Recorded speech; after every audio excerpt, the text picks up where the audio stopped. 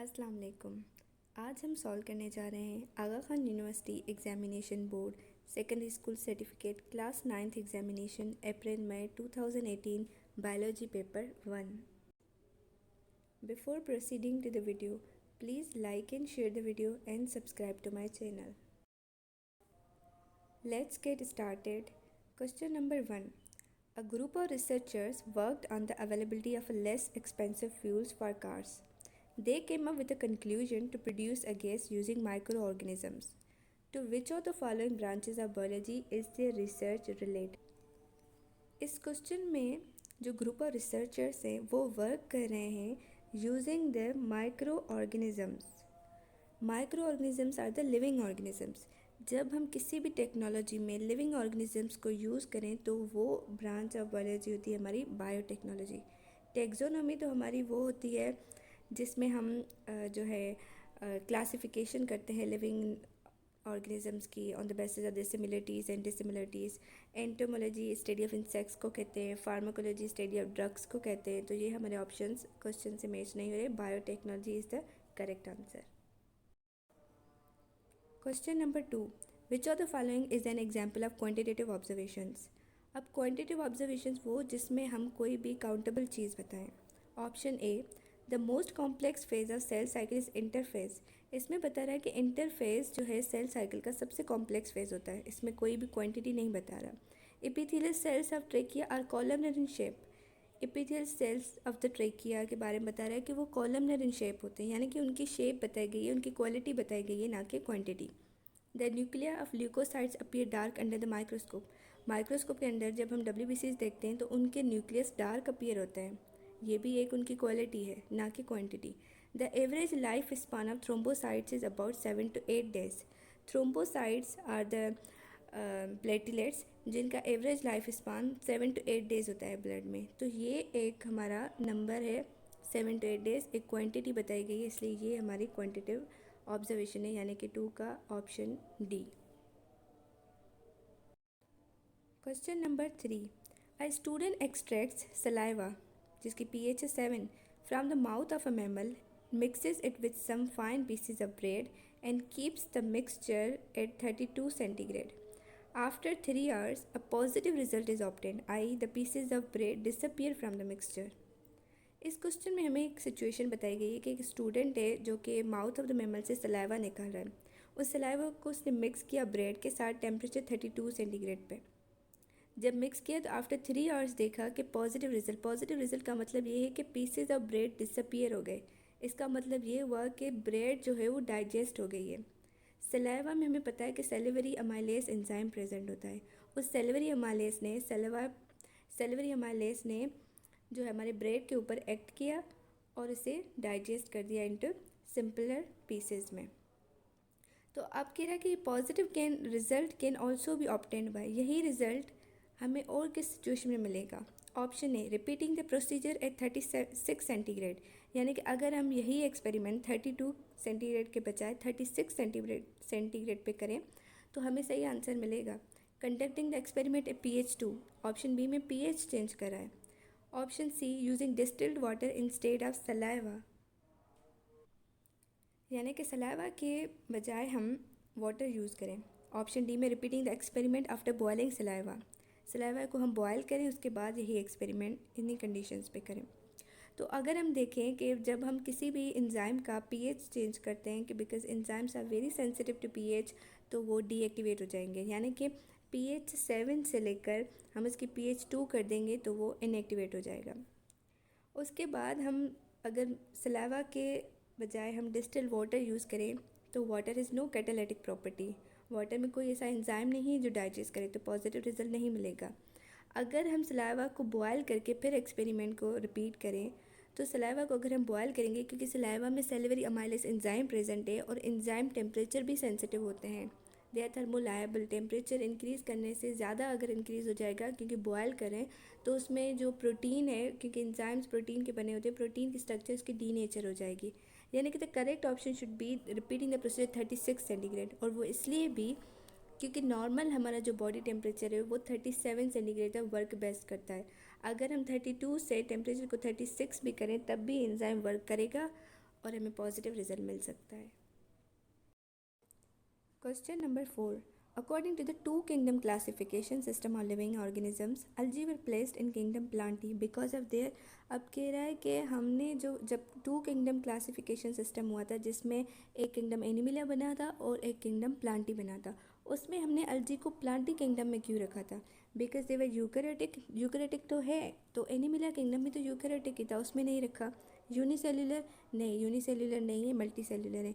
According to the mode of nutrition, क्योंकि जब हमने क्लासिफिकेशन की है टू किंगडम क्लासिफिकेशन, उसमें किंगडम प्लांटी को इसीलिए प्लांटी कहा गया क्योंकि वहाँ पे सब ऑटोट्रॉफ्स थे, और किंगडम एनिमिलिया में वो सारे ऑर्गेनिजम्स रखे थे जो सारे हीटोट्रॉफ्स थे। तो अलजी भी ऑटोट्रॉफिक है, इसलिए वो किंगडम प्लांटी के साथ रखा गया। तो इसका ऑप्शन सी यानी कि। Question number 5. The similarity between fungi and plants is that both. इसमें हमसे सिमिलरिटी पूछ रहा है फंजी और प्लांट्स की। फंजी और प्लांट्स में सिमिलरिटी क्या है कि दे बोथ आर प्रोकैरियोट्स, नहीं, they both are eukaryotes. They are heterotrophs, plants are autotroph, fungi are heterotrophs। They possess cell wall, yes, fungi की सेल वॉल उसमें काइटिन प्रेजेंट होता है और प्लांट्स की सेल वॉल होती है उसमें सेल्यूलर प्रेजेंट है, but they both contain cell wall, इसलिए इन दोनों में सिमिलरिटी यही है। ऑप्शन डी अगर हम देखें तो रिलीज डाइजेस्टिव एंजाइम्स, तो वो फंजाई आर हीटोट्रॉफ्स और दे आर जो है हमारे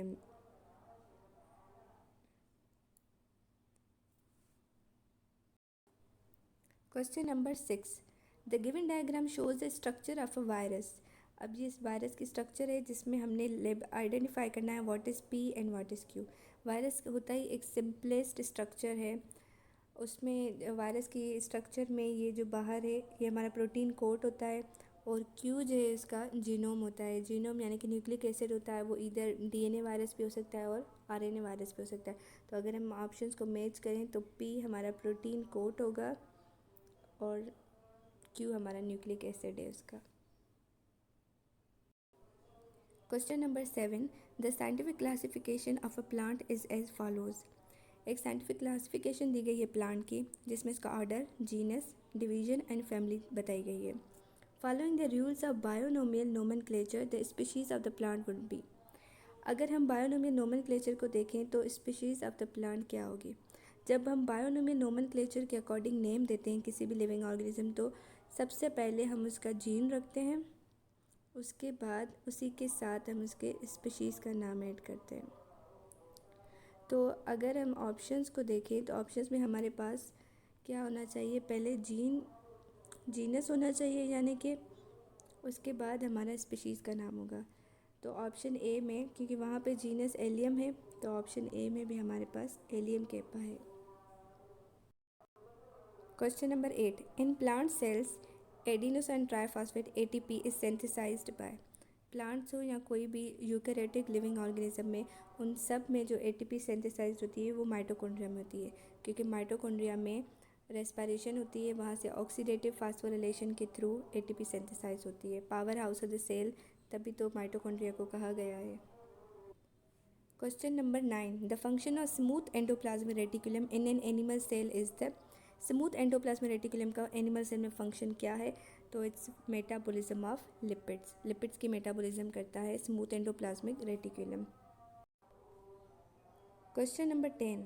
the given diagram shows the condition of human red blood cells when kept in A sucrose solution. ये एक डायग्राम दिखाया गया है जिसमें हमने आरबीसीज को पुट किया है सक्रोज सोल्यूशन में। अगर हम इसमें पहले क्वेश्चन को देखें, the concentration of sucrose solution in the given situation would be. इसमें सक्रोज सोल्यूशन की कितनी कंसनट्रेशन है? अकॉर्डिंग टू द डायग्राम अगर हम देखें तो आरबीसीज जो है वो बर्स्ट हो रहे हैं, और आरबीसीज तभी बर्स्ट होते हैं जब हम उनको किसी हाइपोटोनिक एनवायरनमेंट में रखते हैं, यानी कि हमारा जो शुगर सोल्यूशन है वो हाइपोटोनिक होना चाहिए, तभी आरबीसीज बर्स्ट होंगे। अब सक्रोज सोल्यूशन हाइपोटोनिक तब होगा जब उसकी कंसनट्रेशन कम होगी और वाटर की कंसनट्रेशन ज़्यादा होगी। अब हम क्वेश्चन को देखें कि उसमें दिखाया गया है कि internal concentration of human red blood cells is 0.9%। Human red blood cells में जो इस सक्रोज की कंसनट्रेशन है शुगर की, वो 0.9% है। अब 0.9% अगर सेम यही सक्रोज कंसनट्रेशन 0.9 है तो इसका मतलब ये तो आइसोटोनिक हुई, सी ऑप्शन में। अगर 3 और 5 है तो 0.9 से ग्रेटर है, यानी कि फिर ये हाइपरटोनिक हो जाएगा। हमने सिचुएशन को हाइपरटोनिक करना है, तो इसलिए 0.1 यानी कि डी ऑप्शन इज़ करेक्ट। जब 0.9 से 0.1 होगा सक्रोज का सोल्यूशन, तो वो हाइपोटोनिक कंसीडर होगा। और हाइपोटोनिक इन्वायरमेंट में क्या होता है कि जो वाटर है वो आरबीसीज के अंदर इंटर होगा एंडोस्मोसिस के थ्रू। जब इंटर होगा तो आरबीसीज आर वेरी फ्रेजाइल, वो इतना वाटर अकोमोडेट नहीं कर सकते, इसलिए भी क्योंकि उनके पास सेल वॉल प्रेजेंट नहीं है, तो वो बर्स्ट हो जाएंगे। Question number 11, the given diagram shows the transfer section of a leaf. एक लीफ का ट्रांसफर सेक्शन दिखाया गया है जिसमें ये गार्ड सेल है, ये स्टोमा है। हमसे पूछ रहा है कि ये एक्स क्या है। अब we know that guard cell stoma are located in the lower epidermis of a leaf, तो option should be epidermal cells. Question number 12. All of the following statements are true about crossing over in meiosis except that it. इन सारे options में से कौन सी statement incorrect है, यानी कि crossing over के बारे में पूछ रहा है। Crossing over occurs during prophase 2, no, crossing over occur होती है मियोसिस 1 के प्रोफेज 1 में, यानी कि ए ऑप्शन रॉन्ग। बाकी 3 must be correct, like it leads to variation the resulting cell, of course crossing over से वेरिएशन आती है। occurs between two homologous chromosomes, yes, it occurs between the non-sister chromatids of homologous chromosomes, involves exchange of DNA fragments, yes। यहाँ पे हमने इस paper के 12 questions को solve कर लिया है। बाकी के क्वेश्चंस हम वीडियो के नेक्स्ट पार्ट में सॉल्व करेंगे। टिल देन बाय, अल्लाह हाफिज़।